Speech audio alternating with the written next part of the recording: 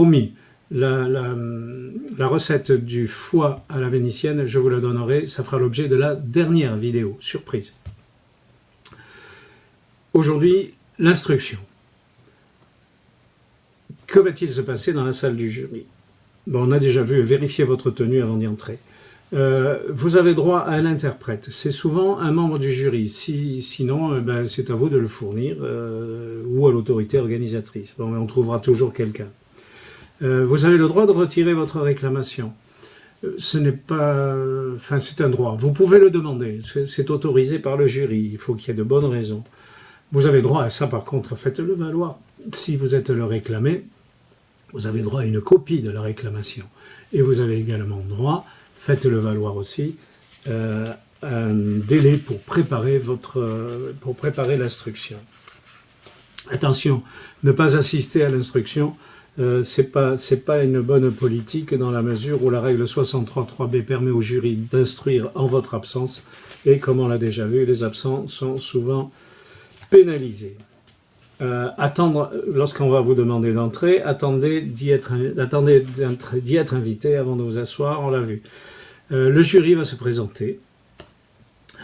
Monsieur Untel, Madame Untel, on va vous demander si vous avez des objections quant à la composition de ce panel de jury. Si vous dites oui, il faut que vous ayez de bonnes raisons. Des histoires de conflit d'intérêts. Par exemple, le réclamé, vous êtes le réclamant, et le réclamé, c'est la fille de la deuxième juge, là. Donc ça, c'est un conflit d'intérêts manifeste, ça marchera. Le jury, le président, va ensuite étudier la recevabilité de la réclamation. Alors, il va vérifier l'heure limite de dépôt de réclamation, si la réclamation a été déposée dans les délais. Il va vous demander comment vous avez informé l'autre bateau, ou comment vous avez été informé. Il va vérifier que vous avez bientôt rempli les obligations de la règle 61.1. Et il va également vérifier que la réclamation que vous lui avez déposée, qu'il a sous les yeux, identifie l'incident. Si la réclamation est déclarée non recevable, mais qu'il y a des dommages ou des blessures au cours de l'incident, l'instruction sera close, mais le jury pourra, lui, ouvrir une réclamation, enfin réclamer, selon la règle 60.3 pour petit a, petit 1. Les dépositions, on vous demandera ensuite de déposer. C'est le réclamant qui dépose en premier, le réclamé ensuite. Puis vous aurez des questions réclamant, réclamant. Alors évitez les questions orientées, du genre « t'es d'accord que j'étais engagé ?» La réponse implicite, c'est oui. Pas de questions à choix multiples non plus. T'étais à combien? 1, 2 ou 3 longueurs? Vous lui laissez pas le choix là, parce que si vous étiez à 10 longueurs, il peut dire non, vous étiez à 10 longueurs. Enfin bon, ce sont des questions qui sont quand même ce qu'on appelle des questions orientées, à éviter. Vous aurez ensuite les questions du jury aux différentes parties. Alors, ne vous y trompez pas, les juges sont quand même des gens expérimentés, certains d'entre eux sont de fins psychologues. Le langage corporel leur montrera très vite si vous dites la vérité, si vous êtes sincère ou pas. Évitez de mentir. Soyez sincère, simple, n'en dites pas trop. Plus on en dit, plus on a de chances de se couper, et plus on prête le flanc à des questions difficiles éventuelles. Les témoins. Les témoins sont fournis par les parties. Le jury ne peut pas vous refuser le droit d'écouter un témoin. Choisissez-le bien, parfois ce sont les témoins qui enfoncent la partie qui les a fait venir, ça arrive relativement souvent.